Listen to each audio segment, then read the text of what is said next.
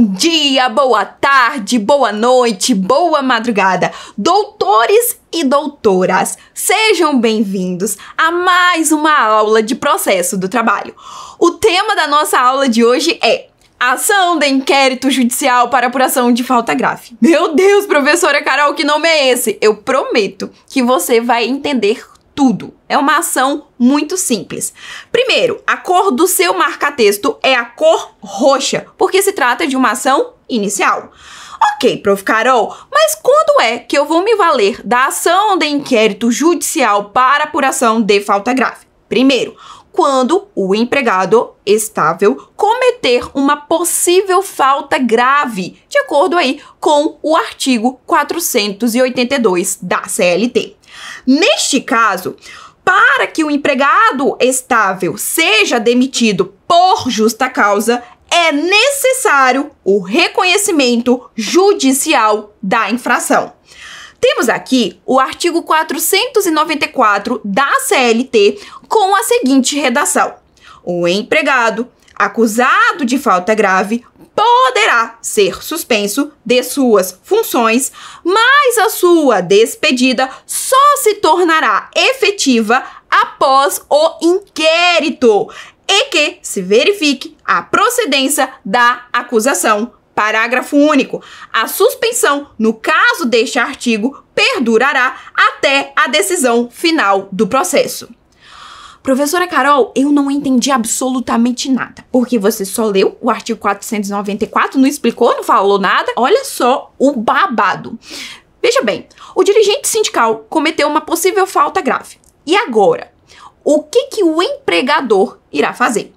Se o dirigente sindical possui estabilidade provisória, significa dizer que o empregador não poderá demitir este empregado estável. Ele precisa ajuizar a ação de inquérito judicial para apuração de falta grave. Então, o empregador é quem irá ocupar o polo ativo desta demanda. Ele vai suspender o empregado estável e tem um prazo de 30 dias para ajuizar a ação de inquérito judicial para apuração de falta grave. Professora Carol, isso acontece com qualquer empregado estável? A resposta é não. Por exemplo, gestante. Gestante, se ela cometer uma falta grave, de acordo aí com o artigo 482 da CLT, o empregador não precisa ajuizar a ação de inquérito judicial para apuração de falta grave. Já converso isso com vocês. Turma, muito cuidado. A banca vai cobrar de você o seguinte: a empresa ajuizou a ação de inquérito judicial para apuração de falta grave. Acontece que a empresa, na primeira audiência, no dia da primeira audiência, a empresa não compareceu. Neste caso, será aplicado a revelia? A resposta é não. O processo será arquivado. Por que, prof. Carol? Porque a empresa está ocupando o polo ativo desta demanda. Se a empresa está ocupando o polo ativo desta demanda e o reclamante, que no caso é a empresa, não comparece na primeira audiência trabalhista, o que vai acontecer, gente? O processo será arquivado, de acordo com o artigo 844 caput da CLT. Então, muita atenção, certo? Continuando aqui. Esta ação somente é exigível para os seguintes empregados estáveis. Primeiro, dirigente sindical. Segundo, empregados eleitos diretores de sociedades cooperativas. Terceiro, empregados membros do Conselho Nacional da Previdência Social. Então, temos aqui o dirigente sindical. O artigo 8º, inciso 8 da Constituição Federal diz o seguinte: é vedada a dispensa do empregado sindicalizado a partir do registro da candidatura a cargo de direção ou representação sindical e ser eleito, ainda que suplente, até um ano após o final do mandato, salvo, ou seja, exceto, se cometer falta grave nos termos da lei. Artigo 543, parágrafo 3º da CLT. fica vedada a dispensa do empregado sindicalizado ou associado a partir do momento do registro de sua candidatura a cargo de direção ou representação de entidade sindical ou de associação profissional até 1 ano após o final do seu mandato, caso seja eleito, inclusive, como suplente, salvo se cometer falta grave devidamente apurada nos termos desta consolidação. Súmula 197 do STF. O empregado com representação sindical só pode ser despedido mediante inquérito em que se apure falta grave. Súmula 379 do TST. O dirigente sindical somente poderá ser dispensado por falta grave mediante a apuração em inquérito judicial, inteligência dos artigos 494 e 543, parágrafo 3º da CLT. Então, o que você vai fazer? Você vai pegar o seu vadão e vai grifar essas palavras-chave. Ok, perfeito. Continuando, agora sobre os empregados eleitos diretores de sociedades cooperativas. Artigo 55 da Lei 5.764 de 1971. Os empregados de empresas que sejam eleitos diretores de sociedades cooperativas pelos mesmos criadas gozarão das garantias asseguradas aos dirigentes sindicais pelo artigo 543 da CLT. Então, turma, muito cuidado. Se tratando dos empregados eleitos diretores de sociedades cooperativas, os empregadores irão aí ajuizar ação de inquérito judicial para apuração de falta grave. A mesma coisa acontece com o dirigente sindical. Terceiro caso, empregados, membros do Conselho Nacional de Previdência Social, artigo 3º, parágrafo 7º da Lei 8.213 de 1991. Aos membros do CNPS, ou seja, aos membros do Conselho Nacional de Previdência Social, enquanto representantes dos trabalhadores, olha, cuidado, tá, gente? Representantes dos trabalhadores em atividade, titulares e suplentes, é assegurada a estabilidade no emprego da nomeação até 1 ano após o término do mandato de representação, somente podendo ser demitidos por motivo de falta grave, regularmente comprovada através de processo judicial. Agora, qual é o prazo para propor a ação de inquérito judicial para apuração de falta grave? Prazo de 30 dias, de acordo com o artigo 853 da CLT. Vamos à leitura. Para a instauração do inquérito para apuração de falta grave contra empregado garantido com estabilidade, o empregador, que é quem ocupará o polo ativo desta ação, apresentará reclamação por escrito. Então tem que ser obrigatoriamente o quê, gente? A reclamação tem que ser obrigatoriamente por escrito. A junta ou juízo de direito dentro de 30 dias contados da data da suspensão do empregado. Então, olha só, dirigente sindical cometeu uma possível falta grave. Neste caso, o empregador irá suspender o empregado. E a partir disso, ele terá um prazo de 30 dias para ajuizar o quê? A ação de inquérito judicial para apuração de falta grave. Certo? Agora, cuidado. Este prazo de 30 dias é decadencial. Prazo decadencial não se suspende, não se interrompe. Então, se o empregador ele não ajuizar a ação no prazo de 30 dias a contar da suspensão do empregado, irá ocorrer o quê, gente? O fenômeno da decadência, certo? Ok? De acordo aí com a súmula 403 do STF. Vamos à leitura? É de decadência o prazo de 30 dias para instauração de inquérito judicial a contar da suspensão por falta grave de empregado estável. Continuando, temos aqui uma exceção. Quando se tratar de abandono de emprego, o prazo prazo de 30 dias é contado a partir do momento em que o empregado pretendeu o seu retorno ao serviço, de acordo com a súmula 62 do TST. Vamos à leitura? O prazo de decadência do direito do empregador de ajuizar inquérito contra o empregado que incorre em abandono de emprego é contado a partir do momento em que o empregado pretendeu seu retorno ao serviço. Já sei que você está se perguntando, professora Carol, eu não entendi absolutamente nada. Eu até coloquei aqui um exemplo. Olha só, João, ele foi empregado de uma empresa e por motivo pessoal, ele abandonou o emprego, sem comunicar à empresa. Depois de um período de ausência de 60 dias, João retornou à empresa e tentou reingressar em suas funções. A empresa, ao receber João de volta, não permitiu o seu retorno e decidiu ajuizar um inquérito, ação de inquérito judicial para apuração de falta grave, para apurar aí o abandono de emprego. Neste caso, o prazo para a empresa ajuizar o inquérito seria contado a partir da data em que João tentou retornar ao trabalho, certo? Ok? Continuando. Já falei com os senhores. Caso a ação de inquérito judicial não seja ajuizada no prazo de 30 dias, a contar da suspensão, o contrato de trabalho não poderá mais ser extinto por falta grave, uma vez que ocorreu o fenômeno da decadência. Ok? Perfeito. Continuando. Aqui que está o babado. O empregador é obrigado a suspender o empregado?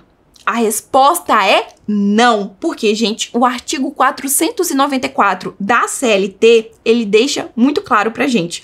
O empregado acusado de falta grave poderá e não deverá, poderá ser suspenso de suas funções. Portanto, o empregador tem a faculdade de suspender o empregado de suas funções. Professora Carol, e agora? Como é que eu vou contar o prazo caso o empregador não suspenda aí o empregado estável?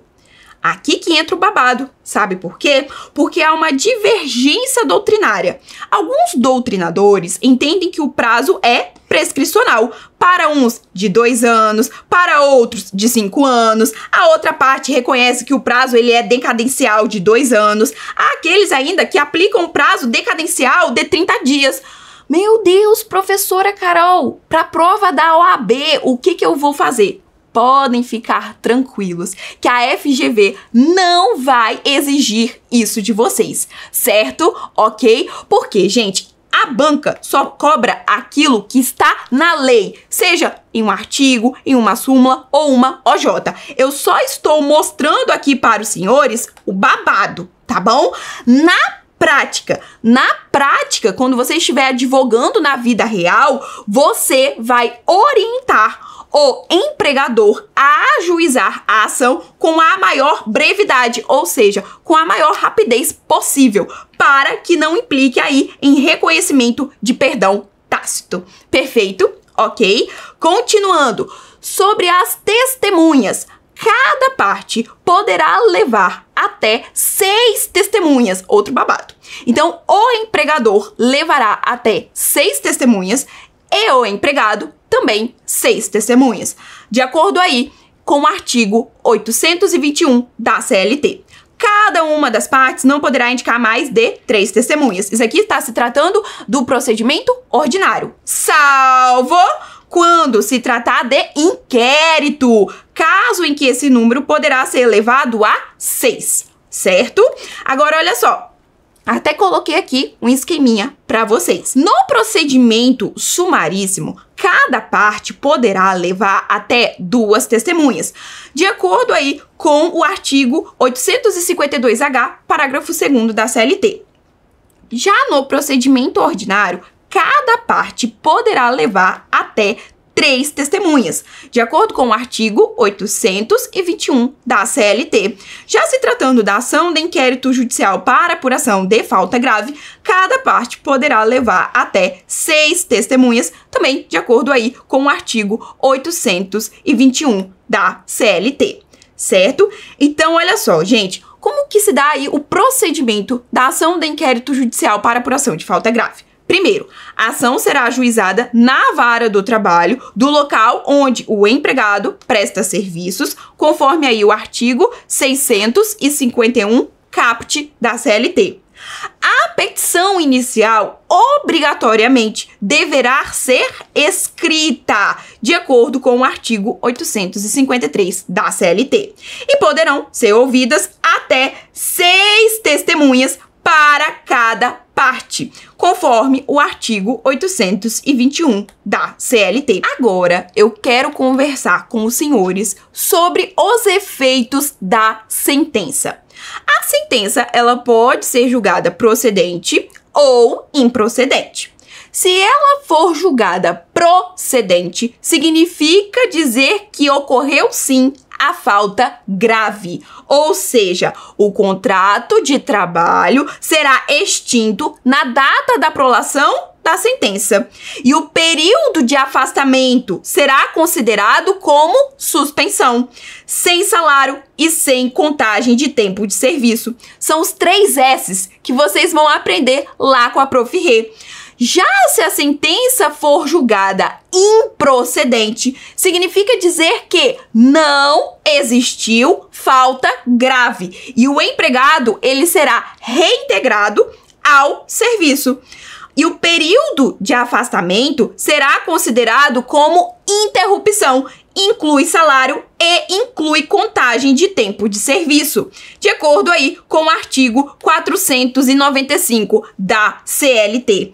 Reconhecida a inexistência de falta grave praticada pelo empregado, fica o empregador obrigado a readmiti-lo no serviço e a pagar-lhe os salários a que teria direito no período da suspensão. Prof. Carol, como identificar essa peça? Primeiro, a narrativa da questão indicará que há um empregado com estabilidade provisória que cometeu um ato configurado como falta grave e que possivelmente já foi suspenso do serviço. Lembrem-se, quem ocupará o polo ativo desta ação é o empregador. E trata-se de uma ação inicial, ou seja, será o primeiro ato judicial. E seu cliente buscará aí a tutela jurisdicional para a rescisão do contrato de trabalho.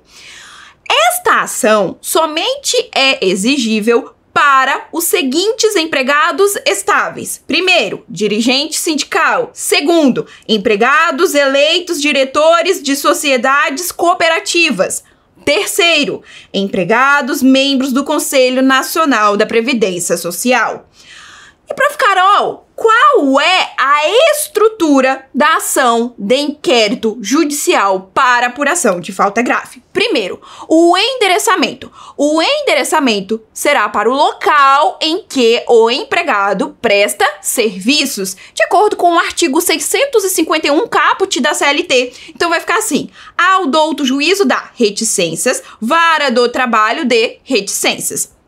Aí você vai colocar o nome do empregador, que será o nosso reclamante, qualificação e endereço completos, vem, respeitosamente, perante Vossa Excelência, representado por seu advogado, com procuração e endereço profissional em anexo, conforme o artigo 853 da CLT. Qual é o verbo? O verbo é propor. Propor o quê? Uma ação de inquérito judicial para apuração de falta grave. Em face de, aí você vai colocar o nome do empregado, qualificação e endereço completos, pelas razões de fato e de direito a seguir expostas. Tópico dos fatos. Narrar brevemente o que aconteceu. Em face da estabilidade provisória, por ser, por exemplo, dirigente sindical, se faz necessário o ajuizamento da presente demanda. Depois, você vai abrir o tópico da tempestividade. A ação de inquérito judicial é tempestiva em razão de ter sido proposta dentro do prazo de 30 dias, contados da suspensão, conforme o artigo 853 da CLT e súmula 403 do STF. Essa é a regra geral. Ou a súmula 62 do TST, quando se tratar aí do abandono de emprego. Depois você vai abrir o tópico do mérito. O empregado cometeu falta grave, conforme descrito no artigo 482 da CLT. Em razão disso, postula o reconhecimento da falta grave cometida pelo empregado e a consequente rescisão do contrato de trabalho por justa causa. Depois, o tópico dos honorários advocatícios requer a condenação do reclamado em honorários advocatícios sucumbenciais no percentual de 15% sobre o valor bruto total resultante desta demanda, como medida apta a custear o trabalho advocatício, conforme aí o artigo 791 da CLT. Professora Carol, acabou aqui? Não, tem o tópico também dos pedidos e requerimentos finais. Diante do exposto, requer a notificação da parte contrária para comparecimento em audiência a fim de aduzir suas defesas.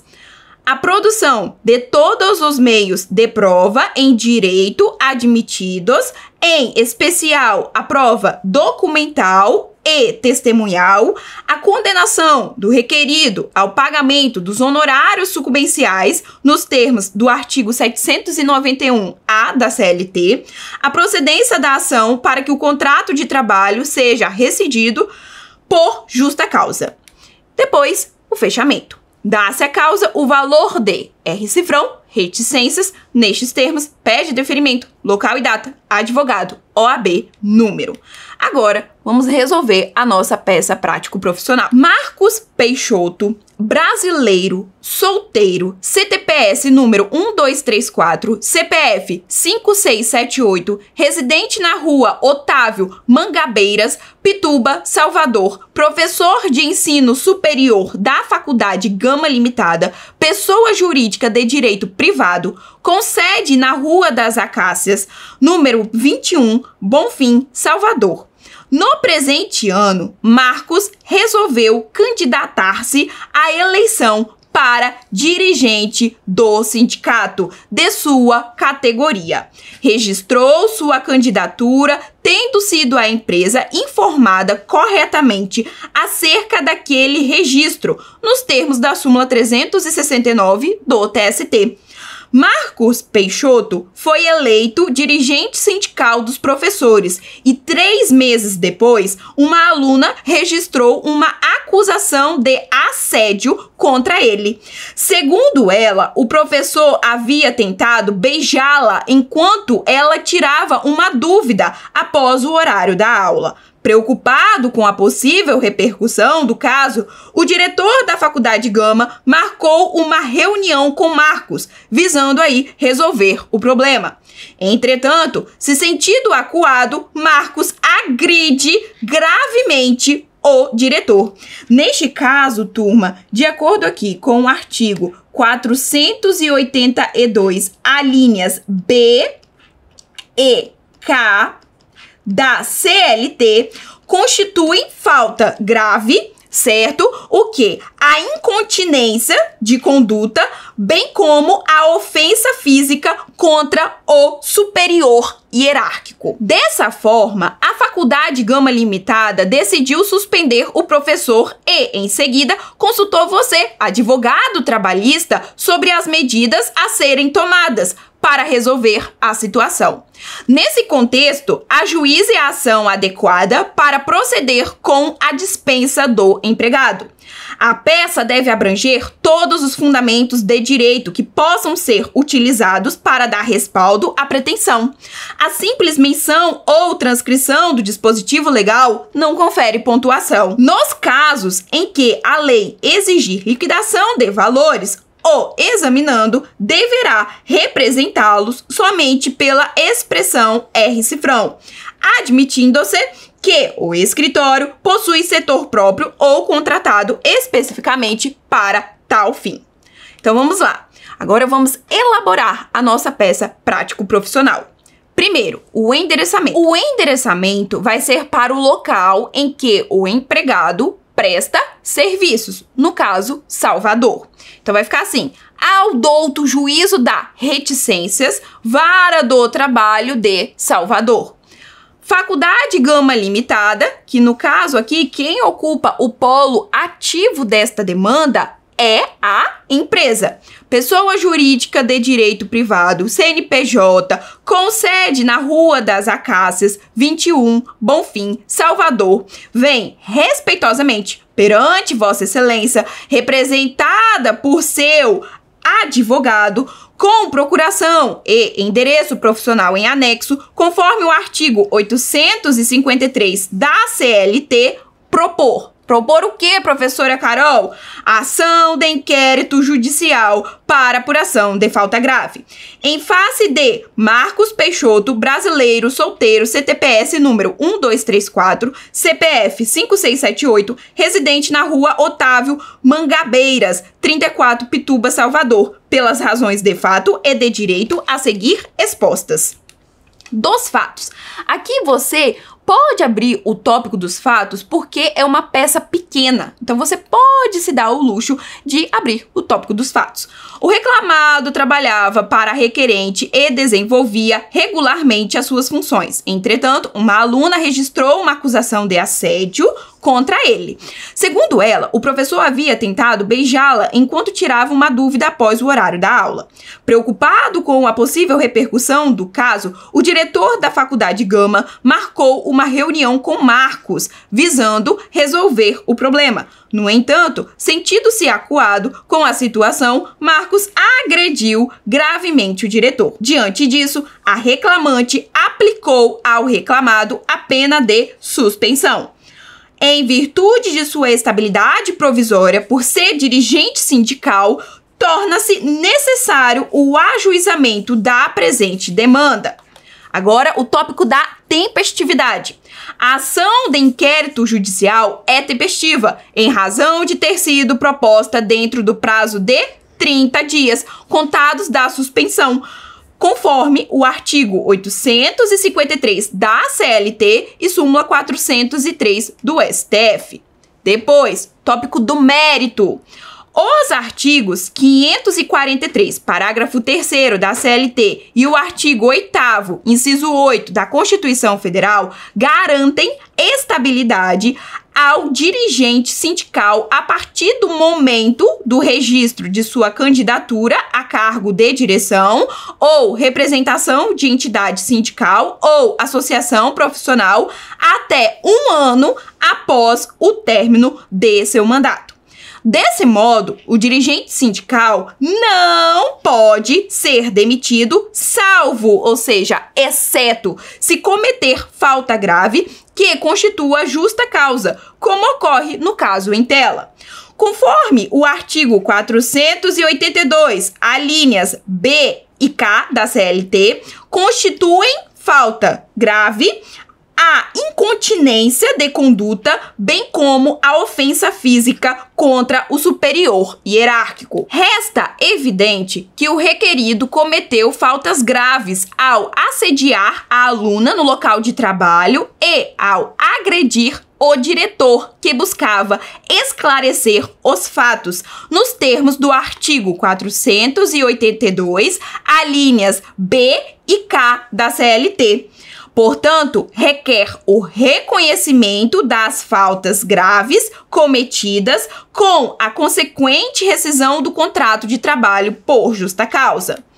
Dos honorários advocatícios, requer a condenação do reclamado em honorários advocatícios sucumbenciais no percentual de 15% sobre o valor bruto total resultante desta demanda, como medida apta a custear o trabalho advocatício, conforme artigo 791-A da CLT. Em seguida, vamos para o tópico dos pedidos e requerimentos finais. Diante do exposto, requer a notificação da parte contrária para comparecimento em audiência a fim de aduzir suas defesas, a produção de todos os meios de prova em direito admitidos, em especial a prova documental e testemunhal, a condenação do requerido ao pagamento dos honorários sucumbenciais nos termos do artigo 791-A da CLT, a procedência da ação para que o contrato de trabalho seja rescindido